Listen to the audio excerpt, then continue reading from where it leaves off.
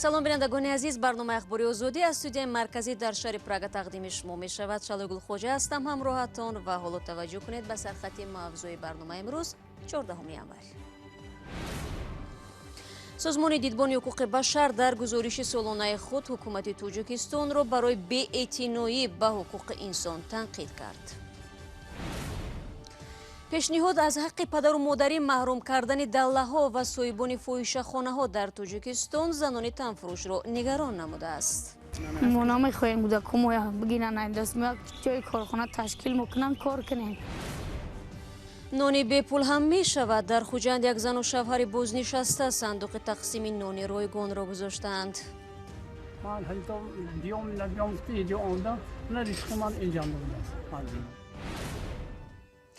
созмони бонуфузи оммии ҳуқуқи инсон Human Rights Watch дирӯз дар гузориши солонаи худ вазъи ҳуқуқ ва озодиҳо дар кишварҳои ҷаҳонро натиҷагирӣ кард.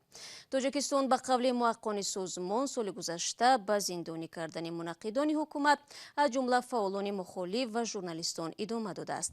дар гузориши дидбони ҳуқуқи башар омадааст ҳукумати Тоҷикистон озодии баён, ҷамъомад ва озодии динро аз рӯи ҷорӣ кардани сензураи қавӣ дар интернет маҳдуд кардааст. Ҳю Вилямсон масъули бахши осиёи марказӣ дар ин созмон ки дар конфронси видеоӣ аз Берлин иштирок мекард ба саволи радиои озодӣ посух дод. соли 2020 барои Тоҷикистон як соли бади дигар буд.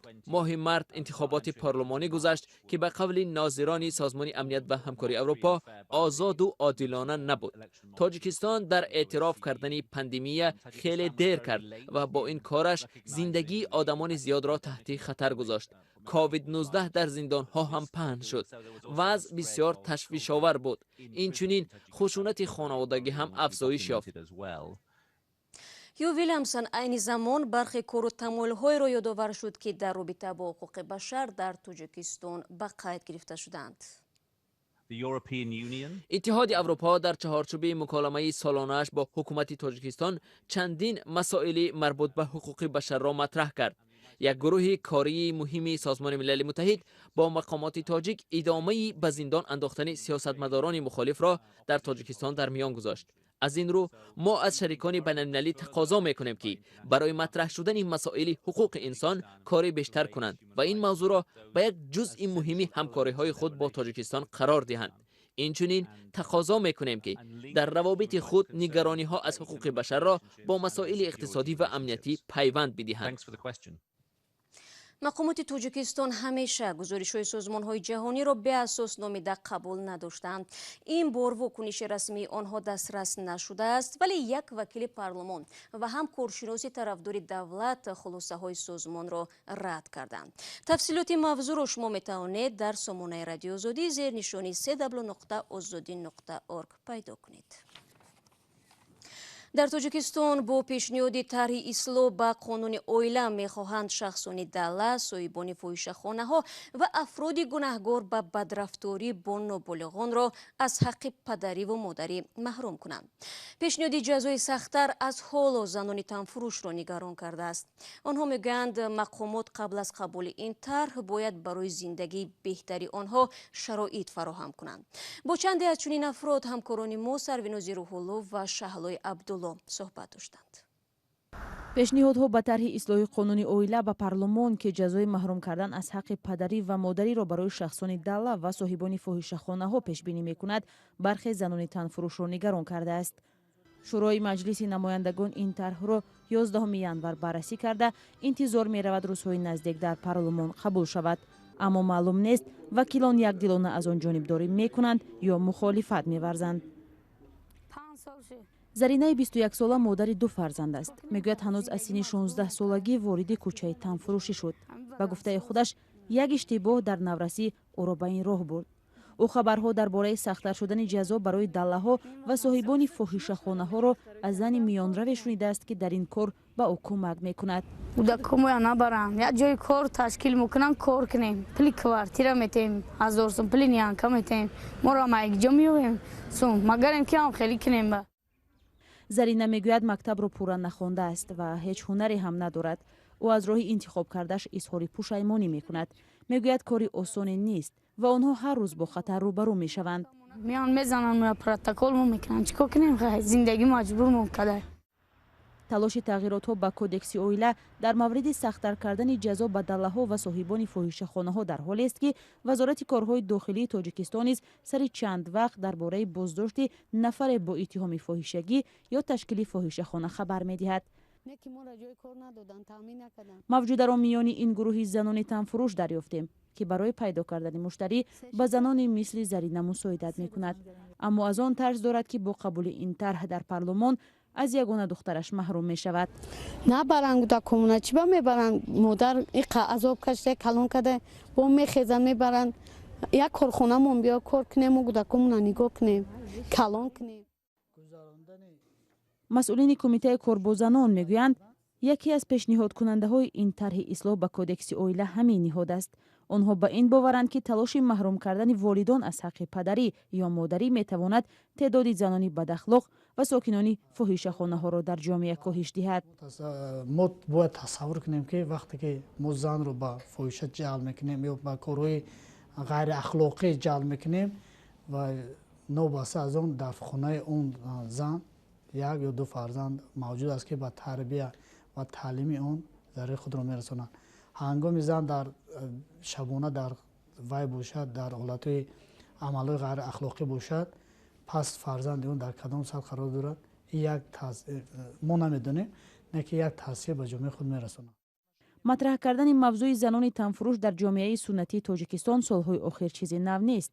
مقامات از راه بازداشت و کارهای فهماندهی در فکر جلوگیری از افزایش آن می باشند، اما سازمانهای جمعیتی بیشتر به نبود کار و درآمد زنان همچون سبب افزایش این گروه اشاره می کنند. نشود تو سود به عریضه نکند، یکی از طرف ممکن پدر یا مادر همین اساس کرده اگر ممکن که نسبت فرزند خودش یگان وای حرکت رو شدگی باشد، همین فقط این پیش هم بود، پیش هم سود میتوانست همین اساس کرده بررسی کند، فقط قانونگذاری به همین مختصر اساسهایش آورده نشدند که همین اساسهای حاضر آورده شده. در تاجیکستان برای مشغول شدن به تنفروشی جزای مأموری تعیین شده است. زن و یا دختران را میتوانند از 500 تا 2000 سومانی جریمه کنند و آنهایی را که در مدت یک سال بار دوم برای این کار دستگیر کنند حق دارند از 10 تا 15 روز حبس کنند.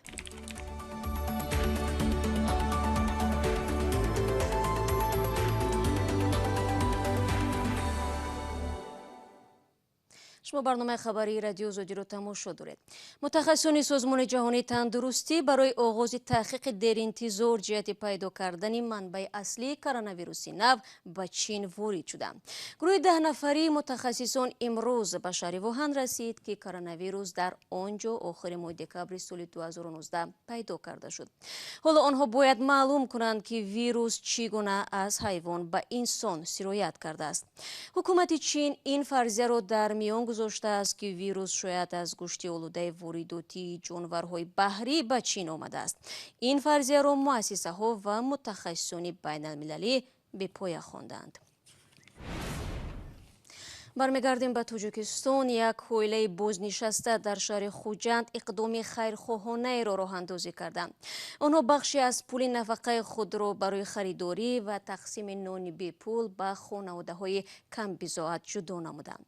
صندوقچه سحرناک این عائله با نان رایگان در جای سیر و دم مرکزی شهر گذاشته شده است. زن و شوهر سالمند میگویند افراد دیگری خیرخواه نیز میتوانند به این تشبوس آنها همراه شوند. فرزان محمدی گزارش میدهد. این قوطی برای فروشی نوشاکی‌های تشنه‌شکن نیست، بلکه چخیلی که در پیشنهاد آن نوشته شده است یک صندوقچه سحرناک است که سخاوتمندان میتوانند در آن محصولاتی که برای نیازمندان ضرور است گذارند و هم نیازمندان میتوانند از آن برای خود رایگان بگیرند. و چخیلی در پیشنهاد آن نوشته شده است آنی که از صندوقچه میگیرد سر میشود و آنی که به داخل صندوقچه چیزی میگذارد عمرش دراز میشود. این قوطی خیریوی در نزدیکی بینای قصر جوانان و در روبروی رسته فروش نانهای مرکزی شهر خوجند گذاشته شده است. تشبسکار این اقدام رحمت الله غیاسوف و بیساجده غیاسوفی نفقه خور هستند. به نان فروش‌های این رسته آنها مبلغ داده خواهش کردند که هر صبح 10 دانگی نان 3 سامانی و 50 درهمه گذارند. بچه‌های همشون خانه به در کردیم خاطرامو جمع کن این زن سالمن حدود 40 سال بافندگی کرده و شوهرش سالیانی زیاد همچون فروشنده مغازه کار کردند. آنها میگویند مشاهده روزگار آدمانی که زندگیشان را به سختی پیش میبرند وادار به این اقدام نموده است. کلان سالو فرزندشان دیگه ها خیلی کن پیر سالو سیر فرزندو جای کارهازی کم کن مکتبخانه و ایدی کن. نه همه رهگذران میدانند که در این قوطی نانهای رایگان گذاشته شده است و نانفروش ها به آنهایی که نیازمند هستند به این صندوقچه سحرناک راهنمایی میکنند. شکر پروردگار خودش اثر دادگی عزیز خدمت شما کنم میتونم من همین تو بیام نبیام تیجی آندا نه ریسک من انجام دادم. برخی از ساکنان پیدایش چنین قوطی خیریوی را در شرایط کنونی به مورد و سری وقتی میدانند.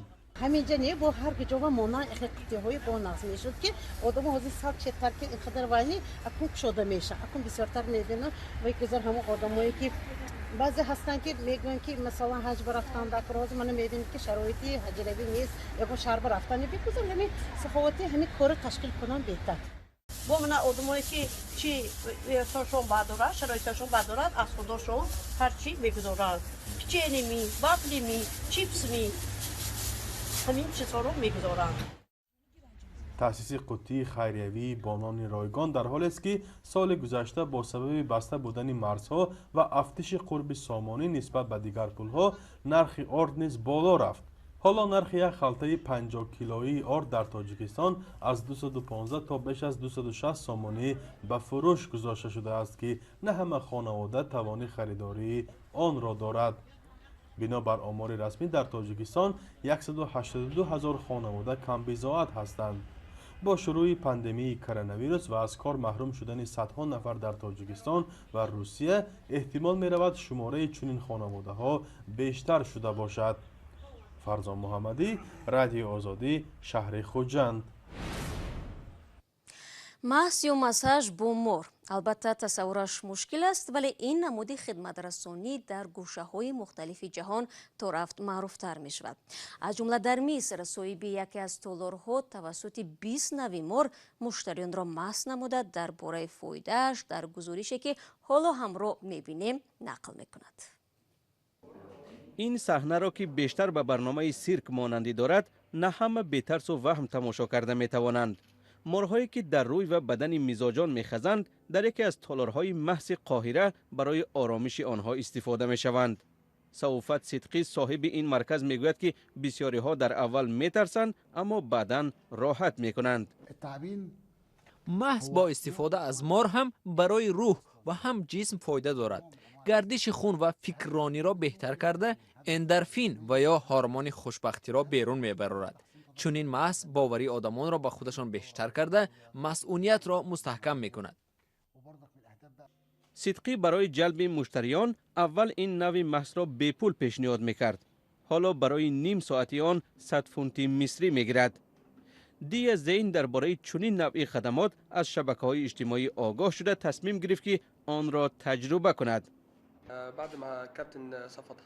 وقتی در پشت مارها را گذاشتند من خودم را سبک و جوان احساس کردم. در اول ترسیدم، عصبی شدم، اما تدریجاً هراس و اضطراب برطرف شد. من آرام شدم. صاحب تالار محض میگوید که در مصر 35 نوع مارها وجود دارند که تنها 7 نوع آنها زهرناکند. برای محض مارهای بی خطر استفاده می شوند. همچنین از روغن مار ملهم آماده می کنند.